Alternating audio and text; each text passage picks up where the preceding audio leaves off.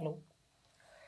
Okay, so in the last class we were discussed about the that is Coulomb's law in vector form. Today we will discuss about the new concept that is electric field.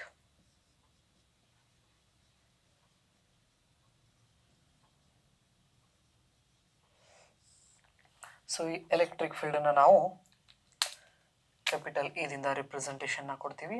Wear capital E stands for the electric field. So ಹಾಗಾದರೆ from Coulomb's law we come to know that the electrostatic force is equal to the 1 divided by 4 pi epsilon naught, the magnitude of the charges, and r is the distance between. From this expression we come to know that what the Coulomb force is directly proportional to the q. ಈ ಕ್ವೆಶನ್ಸಿಂದ ನಾವು ಹೇಳ್ಬೋದಪ್ಪ ಅಂತ ಹೇಳಿದರೆ the Coulomb force is directly proportional to the charge ಅಂತ ನಾವು ಕರಿತೀವಿ. ಹಾಗಾದರೆ we don't want this directly proportionate, therefore we can write this F is equal to, right, E into Q, where E is called the here this is the electric field. ಇದಕ್ಕೆ ನಾವೇನಂತ ಕರಿತೀವಿ, electric field ಅಂತ ನಾವು ಕರಿತೀವಿ. So ಹಾಗಾದರೆ electric field ಎಕ್ಸ್ಪ್ರೆಷನ್ಸನ್ನು ನಾವು ಹೆಂಗೆ ಬರಿಬೋದು ಅಂತ ಹೇಳಿದರೆ, see here this is the formula of the force in terms of what electric field. ಇದೇನಿದು, ಇದು ಒಂದು ಫಾರ್ಮುಲಾ. ಹಾಗಾದರೆ ಈ ಫಾರ್ಮುಲಾ ನಮಗೆ ಎದ್ರ ಬಗ್ಗೆ ಇನ್ಫಾರ್ಮೇಷನ್ಸನ್ನು ಕೊಡ್ತಿತ್ತಪ್ಪ ಅಂತ ಹೇಳಿದರೆ ಚಾರ್ಜಸ್ ಮಧ್ಯೆ ಇರತಕ್ಕಂತಹ ಫೋರ್ಸನ್ನು ಎಕ್ಸ್ಪ್ರೆಷನ್ಸನ್ನು ಕೊಡ್ತೈತಿ. Okay, later we will discuss about this thing. So ಹಾಗಾದರೆ from this equations we can write the electric field E is equal to that is F divided by Q ಅಂತ ನಾವು ಹೇಳಿ ಕರಿತೀವಿ. ಹಾಗಾದರೆ how we will define the term electric field? Electric ಫೀಲ್ಡನ್ನು ನಾವು ಹೆಂಗೆ define ಮಾಡ್ಬೋದಪ್ಪ ಅಂತ ಹೇಳಿದರೆ ಸ್ಪೆಸಿಫಿಕ್ ಆಗಿ it is the ratio of force per unit charge ಅಂತ ನಾವು ಕರಿತೀವಿ. This is what, this is the ratio of force per unit charge, unit charge ಅಂತ ನಾವು ಕರಿತೀವಿ. ಹಾಗಾದರೆ in this case the F stands for force and this Q stands for the, this is the test charge ಅಂತ ನಾವು ಹೇಳಿ ಕರಿತೀವಿ. ಇದಕ್ಕೆ test charge. So ಹಾಗಾದರೆ ಈ ಎಲೆಕ್ಟ್ರಿಕ್ ಫೀಲ್ಡನ್ನು ನಾವು ಜನರಲ್ ಆಗಿ ಹೆಂಗೆ ಹೇಳ್ಬೋದಪ್ಪ ಅಂತ ಹೇಳಿದರೆ, ಡಿಫೈನ್ ಮಾಡ್ಕೋಬೋದು ಅಂತ ಹೇಳಿದರೆ, electric field is nothing but what that is the region in which, for example ಈಗ ಅಲ್ಲಿ ಒಂದು ನಾನು ಬಲ್ಬನ್ನು ಆನ್ ಮಾಡಿದ್ನಪ್ಪ ಅಂತ ಹೇಳಿದರೆ ಈ ಬಲ್ಬ್ ಏನು ಮಾಡ್ತೈತಿ, ಇದ್ರ ಸುತ್ತಲೂ ಬೆಳಕನ್ನು ಸ್ಪ್ರೆಡ್ ಮಾಡ್ತೈತಿ, ರೈಟ್. ಹಾಗಾದರೆ ಈ ಬೆಳಕನ್ನು ನಾವು ಏನಪ್ಪ ಅಂತ ಹೇಳಿದರೆ ನಾವು ಎಕ್ಸ್ಪೀರಿಯನ್ಸ್ ಮಾಡಬೇಕಂದ್ರೆ, ಸಪೋಸ್ ನಾನು ಈ ಫೀಲ್ಡ್ ಒಳಗಡೆ ಬಂದಿಪ್ಪ ಅಂತ ಹೇಳಿದರೆ I can experience the field. ಹಾಗಾದರೆ ಈ ನನ್ನ ಮೇಲ್ಗಡೆ ಇಲ್ಲಿ ಬೆಳಕು ಜಾಸ್ತಿ ಬೀಳಬೇಕಪ್ಪ ಅಂತ ಹೇಳಿದರೆ ಇಲ್ಲಿರ್ತಕ್ಕಂತಹ ಬಲ್ಬದು ವ್ಯಾಟನ್ನು ನಾನು ಏನು ಮಾಡಬೇಕಂದ್ರೆ ಪವರ್ನ ಇನ್ಕ್ರೀಸ್ ಮಾಡಬೇಕು. ಇನ್ಕ್ರೀಸ್ ಮಾಡಿದಾಗ ನನ್ನ ಮೇಲ್ಗಡೆ ಬೀಳ್ತಕ್ಕಂಥ ಬೆಳಕು ಏನಾಗ್ತೈತಿ, ಇಲ್ಲಿ ಇನ್ಕ್ರೀಸ್ ಆಗ್ತೈತಿ ಅಂತ ಹೇಳ್ತೀವಿ. ಹಾಗೆ ಈಗ ಇಲ್ಲಿ ಒಂದು ಸೋರ್ಸ್ ಚಾರ್ಜ್ನ ಇಟ್ಟು ನಾನು ದಟ್ ಈಸ್ ಅ ಕ್ಯೂ ಅಂತ ನಾ ಕರಿತೀನಿ. ಸೊ ಕ್ಯೂ ಚಾರ್ಜ್ ಏನು ಮಾಡ್ತಿತ್ತಪ್ಪ ಅಂತ ಹೇಳಿದರೆ ಅದ್ರ ಸುತ್ತಲೂ ಒಂದು ಫೀಲ್ಡನ್ನು ಕ್ರಿಯೇಟ್ ಮಾಡ್ಕೋತೈತಿ. ಇದಕ್ಕೆ ನಾವೇನಂತ ಕರಿತೀವಿ, ಎಲೆಕ್ಟ್ರಿಕ್ ಫೀಲ್ಡ್ ಅಂತ ಹೇಳ್ತೀವಿ. That is the field created by the electric charge. Field created by the charge.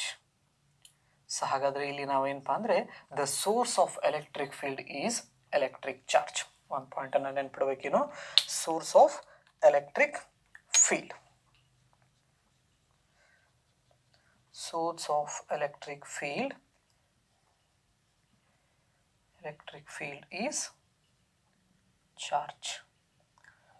ಹಾಗಾದರೆ ಅದು ಪಾಸಿಟಿವ್ ಚಾರ್ಜ್ ಇರ್ಬೋದು, ನೆಗೆಟಿವ್ ಚಾರ್ಜ್ ಇರ್ಬೋದು, ಏನು ಮಾಡ್ಕೋತೈತಿ, ಅದು ಫೀಲ್ಡನ್ನ ಕ್ರಿಯೇಟ್ ಮಾಡ್ಕೋತೈತಿ. ಸಪೋಸ್ ನಾನು ಈ ಫೀಲ್ಡ್ದೊಳಗಡೆ ಒಂದು ಟೆಸ್ಟ್ ಚಾರ್ಜನ್ನು ತೊಗೊಂಬಂದರೆ small Q is a test charge.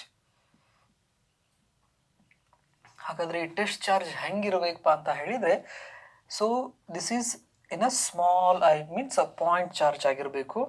and its magnitude is very small in terms of that is nano coulomb, pico coulomb, right, milli coulomb, micro coulomb ಇದರಲ್ಲಿ ಇರಬೇಕು. ಹಾಗಾದರೆ ಟೆಸ್ಟ್ ಚಾರ್ಜದ್ದು ನೇಚರ್ ಹೆಂಗಿರಬೇಕಪ್ಪ ಅಂತ ಹೇಳಿದರೆ test charge is a point and very small charge, right, and its magnitude is very small as compared to the source charge. ಹಾಗಾದರೆ ಇಲ್ಲಿ ಹೇಳಿದ್ದೀವಿ ನಾವೀಗ source of electric field is charge ಅಂತ ಹೇಳಿಬಿಟ್ಟು.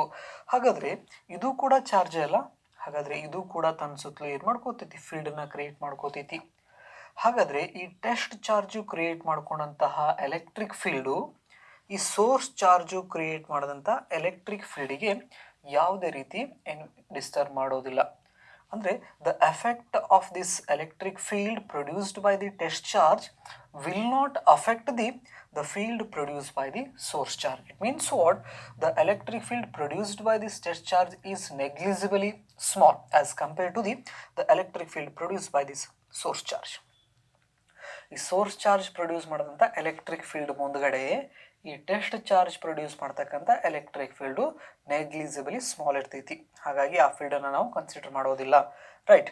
So these are the nature of test charge ಅಂತ ನಾವು ಕರಿತೀವಿ. ಹಾಗಾದರೆ why we use this test charge? ಈ ಟೆಸ್ಟ್ ಚಾರ್ಜನ್ನ ನಾವು ಎದಕ್ಕೆ ಯೂಸ್ ಮಾಡಬೇಕು, ಎದಕ್ಕಪ್ಪ ಅಂತ ಹೇಳಿದರೆ, ನಾನು ಈ ಸೋರ್ಸ್ ಚಾರ್ಜು ಫೀಲ್ಡನ್ನ ಕ್ರಿಯೇಟ್ ಮಾಡೈತೆ ಇಲ್ಲೋ ಅಂತ ನಾನು ತಿಳ್ಕೊಬೇಕಂತ ಹೇಳಿದರೆ ನಾನು ಏನು ಮಾಡ್ತೀನಿ, ಈ ಟೆಸ್ಟ್ ಚಾರ್ಜನ್ನ ಈ ಫೀಲ್ಡ್ ಒಳಗಡೆ ತರ್ತೀನಿ. It means what? If I want to confirm whether the source charge is created field or not, so we should bring a test charge inside this field. So once we bring that test charge inside the field will apply force on that test charge. Due to that force, the test charge can experience attraction or repulsive force. Attraction or repulsion force.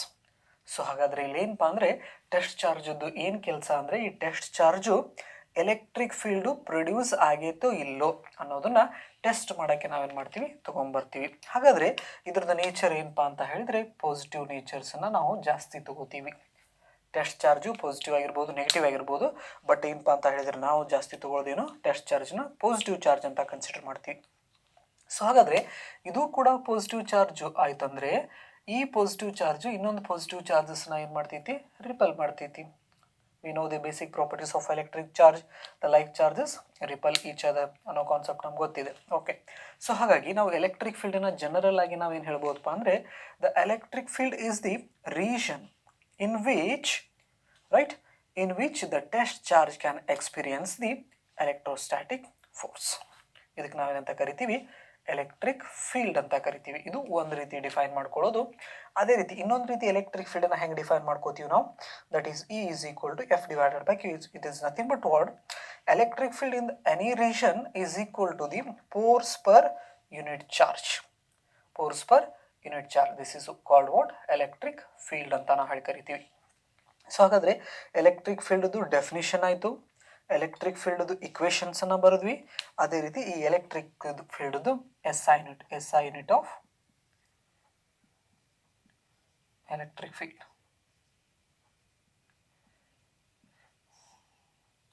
Right, so ಹಾಗಾದರೆ E is equal to F divided by Q. So force SI unit ನ್ಯೂಟನ್ನು, charge SI unit coulomb, ಮೇಲ್ಗಡೆ ಹೋದರೆ per coulomb, Newton per coulomb is the right SI unit of electric field ಅಂತ ನಾವು ಕರಿತೀವಿ. ಹಾಗಾದರೆ dimensional formula ಅಂತ ಹೇಳಿದರೆ, Newton ಅಂದರೆ force ಅಂತ ಹೇಳ್ತೀವಿ, m to the power 1 L to the power 1 T to the power minus 2 is the dimensional formula of force, that is F into A, m into A, right, into per coulomb ಅಂತ ಹೇಳಿದರೆ ಚಾರ್ಜ್ದು dimensional ಫಾರ್ಮುಲಾನ ನಾವು ಕರೆಂಟ್ದಿಂದ expression ಮಾಡ್ತೀವಿ. Current is equal to Q divided by T. So ಹಾಗಾದರೆ Q is equal to I into T. So I is the electric current, that is the fundamental physical quantity. We know the dimensional formula of that fundamental physical quantity, and time is also fundamental quantity. Electric current uddu dimensions A to the power 1, time uddu T to the power 1. This is what? Dimensional formula of electric charge. Fine. So ಹಾಗಾದರೆ per coulomb ಅದನ್ನು ಹೆಂಗೆ ಬರಿತೀನಪ್ಪ ಅಂತ ಹೇಳಿದರೆ, ಇದು Newton ಆಯಿತು. Per coulomb ಅಂತ ಹೇಳಿದರೆ A to the power minus 1 T to the power minus 1. ಯಾಕಂದರೆ ಇಲ್ಲಿ ಪರ್ ಕೂಲಮ್ ಇರೋದ್ರಿಂದ ಇದು -1 ಆಗ್ತೈತಿ. ಸೊ ಹಾಗಾದರೆ ಇವೆರಡೂ ಕಂಬೈನ್ ಮಾಡಿಬಿಟ್ಟು ನಾವು ಡೈಮೆನ್ಷನಲ್ ಫಾರ್ಮುಲಾ ಹೆಂಗೆ ಬರಿಬೋದು, that is m to the power 1 L to the power 1, right, T to the power minus 2 minus 1 is T to the power minus 3. and a to the power minus 1. So this is what? This is the dimensional formula of electric field. So electric ಫೀಲ್ಡ್ದು dimensional formula ಕೂಡ ನಾವು ಬರೆಯೋದನ್ನು ಕಲ್ತೀವಿ. So ಹಾಗಾದರೆ which quantity is this? ಈ electric field ಅನ್ನೋದು ಯಾವ quantity? ನಾವು ಹೊಸ ಕ್ವಾಂಟಿಟಿ ಏನಾದರೂ ಬಂತಪ್ಪ ಅಂದರೆ ಏನೇನು ಮಾಡ್ಬೋದು? ಫಸ್ಟು ಡೆಫಿನಿಷನ್ನ ಮಾಡಬೇಕು, ನೆಕ್ಸ್ಟು ಇಕ್ವೇಷನ್ನ ಕೊಡಬೇಕು, ಆಮೇಲೆ ಎಸ್ ಐ ಯೂನಿಟನ್ನು ಬರೀಬೇಕು, ಎಸ್ ಐ ಯೂನಿಟ್ ಆದಮೇಲೆ ಡೈಮೆನ್ಷನಲ್ ಫಾರ್ಮುಲಾ ಬರೀಬೇಕು, ಡೈಮೆನ್ಷನಲ್ ಫಾರ್ಮುಲಾ ಆದಮೇಲೆ whether it is a scalar or vector ಅನ್ನೋದನ್ನು ನಾವೇನು ಮಾಡಬೇಕು? ಹೇಳಬೇಕು. ರೈಟ್. ಸೊ ಹಾಗಾದರೆ ಈ ಎಲೆಕ್ಟ್ರಿಕ್ ಫೀಲ್ಡ್ ಅನ್ನೋದು ಸ್ಕೇಲಾರ ವೆಕ್ಟರ್ ಅಂತ ನೋಡಬೇಕಂದ್ರೆ ಈ ಇಕ್ವೇಷನ್ಸ್ನ ಕನ್ಸಿಡರ್ ಮಾಡ್ಕೋತೀನಿ ನಾನು. That is E is equal to F divided by Q. So ಹಾಗಾದರೆ ನಮಗೆ if the test charge is a unit positive charge, test ಚಾರ್ಜನ್ನ ನಾನು ಯೂನಿಟ್ ಚಾರ್ಜ್ ಅಂತ ನಾನು ಕನ್ಸಿಡರ್ ಮಾಡಿದರೆ, if test charge Q is equal to 1 unit ಅಂತ consider ಮಾಡಿದರೆ this equation becomes E is equal to F. So we know very well the force is which quantity? It is a vector quantity. Therefore the electric field is also vector quantity. Electric field ಅನ್ನೋದು ಯಾವ quantity? Vector quantity ಅಂತ ಹೇಳ್ತೀವಿ. ಹಾಗಾದರೆ vector quantity ಅಂತ ಬಂತಪ್ಪ ಅಂತ ಹೇಳಿದ್ರೆ we have to specify the magnitude as well as direction. ನಾವೇನಪ್ಪ ಅಂದರೆ ಏನೇನು ಸ್ಪೆಸಿಫಿಕೇಶನ್ಸನ್ನು ಹೇಳಬೇಕಾಗ್ತಿತ್ತು ನಾವು, ಅದರ ಮ್ಯಾಗ್ನಿಟ್ಯೂಡು ಮತ್ತು ಡೈರೆಕ್ಷನ್. ಸೊ ಹಾಗಾದರೆ electric field F is equal to F divided by Q gives the magnitude of that electric field. Magnitude. ಹಾಗಾದರೆ direction is the direction of the force. This is the force experienced by the test charge ಅಂತ ಹೇಳಿದರೆ, ಈಗ ಇಲ್ಲಿ test ಚಾರ್ಜನ್ನು ನಾನು place ಮಾಡಿದರೆ ಈ test charge ಏನಾದರೂ ಈ ಡೈರೆಕ್ಷನ್ಸ್ದಲ್ಲಿ ಫೋರ್ಸನ್ನು ಎಕ್ಸ್ಪೀರಿಯನ್ಸ್ ಮಾಡ್ತಾ ಇತ್ತಂದರೆ ಎಲೆಕ್ಟ್ರಿಕ್ ಫೀಲ್ಡ್ದು ಡೈರೆಕ್ಷನ್ ಕೂಡ ಅದೇ ಆಗಿರ್ತೈತಿ. ಸೊ ಹಾಗಾದರೆ ಇಲ್ಲೊಂದು ಪಾಸಿಟಿವ್ ಚಾರ್ಜ್ ಇದೆ, ಈ ಡೈರೆಕ್ಷನ್ಸ್ದಲ್ಲಿ ಫೋರ್ಸನ್ನು ಎಕ್ಸ್ಪೀರಿಯನ್ಸ್ ಮಾಡ್ತಾ ಇದೆ ಅಂದರೆ ಇದು ಯಾವ ನೇಚರ್ ಆಗಿರಬೇಕು? ಪಾಸಿಟಿವ್ ನೇಚರ್ ಆಗಿರಬೇಕು. ಅಂದರೆ ಇಲ್ಲಿ ರಿಪಲ್ಸಿವ್ ಫೋರ್ಸನ್ನು ನಾವು ನೋಡ್ತೀವಿ. ರೈಟ್. ಸೊ ಅದೇ ಈ ಫೋರ್ಸದು ಡೈರೆಕ್ಷನ್ ಏನಾದರೂ ಈ ಕಡೆ ಇತ್ತಪ್ಪ ಅಂತ ಹೇಳಿದರೆ, ಫೋರ್ಸದು ಡೈರೆಕ್ಷನ್ ಈ ಕಡೆ ಇತ್ತಂದರೆ ಎಲೆಕ್ಟ್ರಿಕ್ ಫೀಲ್ಡ್ದು ಡೈರೆಕ್ಷನ್ ಕೂಡ ಏನಿರ್ತೈತಿ? ಅದೇ ಕಡೆ ಇರ್ತೈತಿ ಅಂತ ಅರ್ಥ. Therefore the direction is same as force. Force ಅಂದರೆ ಟೆಸ್ಟ್ ಚಾರ್ಜು ಯಾವ ಡೈರೆಕ್ಷನ್ಸ್ದಲ್ಲಿ ಫೋರ್ಸನ್ನು ಎಕ್ಸ್ಪೀರಿಯನ್ಸ್ ಮಾಡ್ತಿರ್ತೈತಲ್ಲ ಅದೇ ಡೈರೆಕ್ಷನ್ಸ್ದಲ್ಲಿ ಈ ಎಲೆಕ್ಟ್ರಿಕ್ ಫೀಲ್ಡ್ದು ಡೈರೆಕ್ಷನ್ ಆಗಿರ್ತೈತಿ. Okay, right. ಸೊ ಹಾಗಾದರೆ next concept that is electric field intensity. ಈ ಎಲೆಕ್ಟ್ರಿಕ್ ಫೀಲ್ಡ್ ಅಂತ ಏನು ಕರಿತೀವಲ್ಲ ಇದಕ್ಕೆ ಇನ್ನೊಂದು ಹೆಸರು ಏನಪ್ಪ ಅಂದರೆ ಎಲೆಕ್ಟ್ರಿಕ್ ಫೀಲ್ಡ್ ಇಂಟೆನ್ಸಿಟಿ ಕೂಡ ಅಂತ ಹೇಳಿ ಕರಿತೀವಿ. ನೆನ್ಪಿಟ್ಕೋರಿ, ಇದು electric field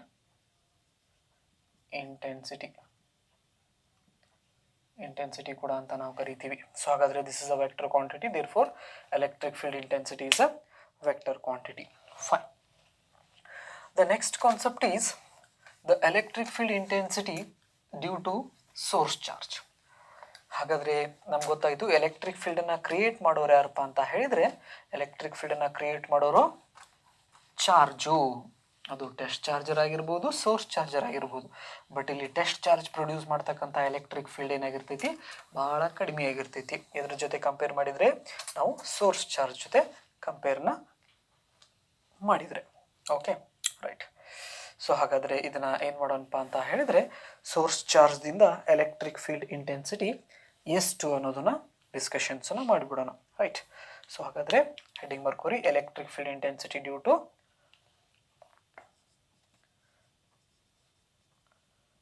electric field intensity due to point charge.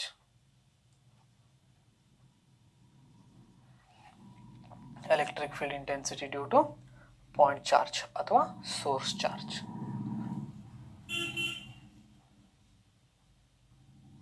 Source charge. Right. ಹಾಗಾದರೆ let us consider a source charge. ಇಲ್ಲೊಂದು ನಾನು ಏನು ಕನ್ಸಿಡರ್ ಮಾಡ್ತೀನಪ್ಪ ಅಂದರೆ capital Q, where capital Q stands for this is source charge. So this source charge produces the field around it.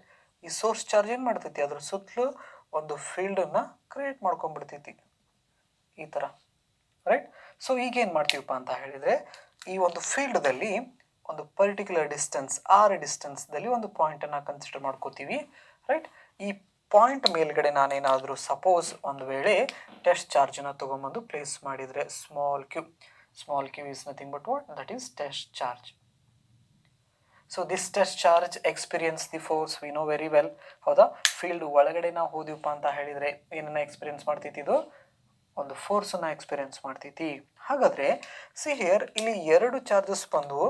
ಹಾಗಾದರೆ ಈ ಎರಡು charges ಮಧ್ಯೆ ಇರ್ತಕ್ಕಂಥ ಫೋರ್ಸಸ್ಸನ್ನು ನಾವು ಕೂಲಂಬ್ಸ್ ಲಾದಿಂದ ಕೂಡ ಬರಿಬೋದು. We can write the forces between these two charges with the help of the Coulomb's law. ಹೆಂಗಪ್ಪ ಅಂದರೆ, from Coulomb's law,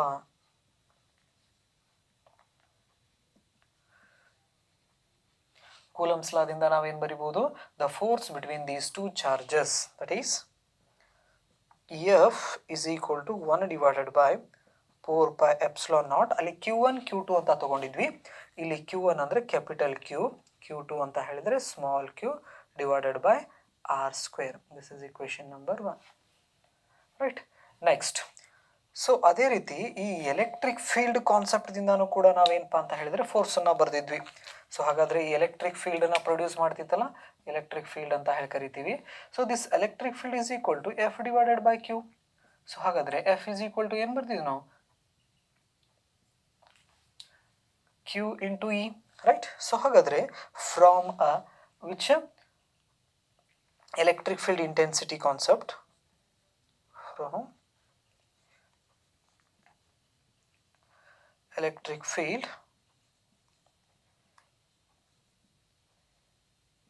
intensity, we can write the same force F is equal to Q into E, equation number 2.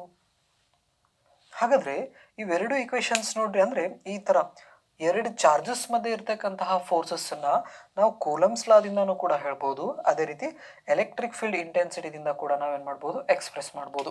ಹಾಗಾದರೆ combining equation 1 and 2, combining equation 1 and 2. So 1 ಮತ್ತು 2 ಈಕ್ವೇಷನ್ಸನ್ನು ನಾವು combine ಮಾಡಿದ್ವಿ ಅಂದರೆ, right, equation 1 becomes ಹೆಂಗೆ ಬರಿಬೋದು, that is QE is equal to 1 divided by 4 pi epsilon naught capital Q small q divided by r square ಬರಿಬೋದಾ. ಹಾಗಾದರೆ ಈ ಎರಡು ಕಡೆ ಕಾಮನ್ ಆಗಿ ಏನು ಕ್ಯಾನ್ಸಲ್ ಆಗ್ತಿತ್ತು ಅಂತ ಹೇಳಿದರೆ, ಸ್ಮಾಲ್ ಕ್ಯೂ ಕ್ಯಾನ್ಸಲ್ ಆಯಿತು. therefore we can write E is equal to 1 divided by 4 pi epsilon naught capital Q divided by r square.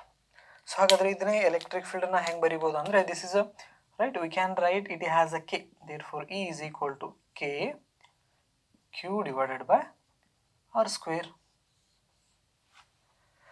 So ಹಾಗಾದರೆ if K is a constant, right, and R square is the distance between these two charges, this is also constant, therefore the electric field is directly proportional to the capital Q. So this capital Q is nothing but what, that is the source charge means what, the electric field is not depend on the test charge. ಈ test charge ಮೇಲ್ಗಡೆ electric field ಡಿಪೆಂಡೇ ಇಲ್ಲ. Electric field depend ಇರೋದೇನು, source charge ಮೇಲ್ಗಡೆ. ಹಾಗಾಗಿ the electric field is depends on the source charge ಅಂತ ನಾವು ಕರಿತೀವಿ. ಪಾಯಿಂಟ್ ಕ್ಲಿಯರ್ ಆಯಿತು, ರೈಟ್. ಹಾಗಾದರೆ ಎಲೆಕ್ಟ್ರಿಕ್ ಫೀಲ್ಡ್ ನೋಡಿದ್ವಿ, electric field due to source charge, that is equal to, you have to remember this expression, right. KE is nothing but what, where K ಅಥವಾ R ನಾವು KE ಅಂತ ಕೆಲವೊಂದಿಷ್ಟು ಬುಕ್ದಲ್ಲಿ ನೋಡ್ತೀವಿ, that is electrostatic constant is equal to 1 divided by 4 pi epsilon naught. Its value is 9 into 10 to the power 9. ಇದನ್ನು ನೆನಪಲ್ಲಿ ಇಟ್ಕೊರಿ. Okay, right, thank you.